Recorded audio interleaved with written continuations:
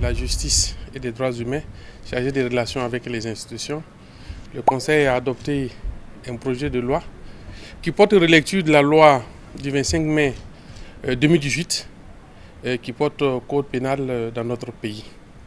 Alors, l'adoption de ce projet de loi s'inscrit dans la même dynamique, à savoir les réformes globales au niveau du secteur de la justice, pour avoir véritablement une justice qui puisse répondre aux aspirations profondes de notre peuple.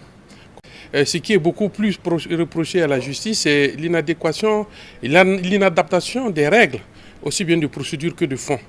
Donc l'adoption de ce projet de loi s'inscrit dans le cadre de ces réformes globales. Alors, en termes d'innovation, il faut dire que le projet de loi qui porte effectivement relecture de la loi actuelle portant code pénal comporte beaucoup d'innovations sur ces 891 articles.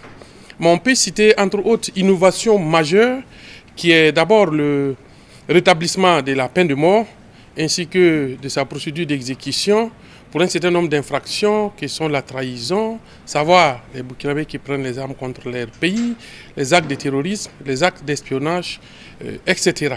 Donc c'est pour un certain nombre d'infractions que la peine de mort a été rétablie.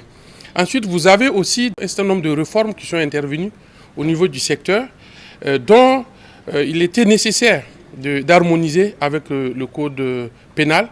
Je cite par exemple le travail d'intérêt général qui se retrouve comme une peine principale et autonome dans le code pénal.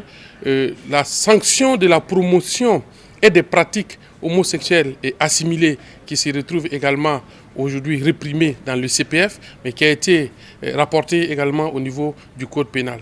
De façon globale, on assiste à un relèvement des peines d'amende au niveau de toutes les infractions, qu'il s'agisse des délits ou des crimes.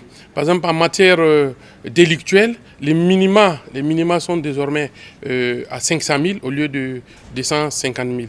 Vous avez également en matière de circulation routière, les infractions ont été revues.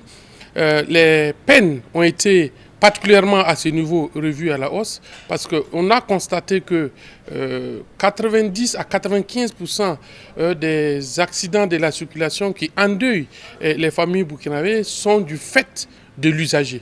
Et il fallait bien entendu, tout en accentuant la sensibilisation sur la sécurité routière et prévoir également des sanctions qui puissent être dissuasives pour mieux protéger la société burkinabé et protéger les usagers de la route. On a également revu la sanction pour les crimes économiques qui sont les détournements, les actes de corruption et qui vont jusqu'à l'emprisonnement à vie lorsque le montant détourné ou objet de l'infraction est supérieur ou égal à 5 milliards. Donc, et nous avons également revu la possibilité d'accorder le sursis pour la peine d'emprisonnement et en même temps pour la peine d'amende. Donc dorénavant, le tribunal, le juge qui prononce la peine, s'il admet le sursis, il ne peut l'admettre que pour une partie de la peine. Autrement dit, si l'emprisonnement est un sursis, la peine doit être forcément une peine ferme. Parce que c'est à quoi nous assistons aujourd'hui. Et ce que la loi permet, c'est que aussi bien la peine d'emprisonnement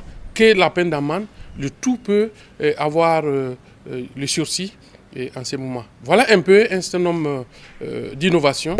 Le Conseil a autorisé à ce que le projet de loi puisse être transmis à l'Assemblée législative de transition pour examen et adoption.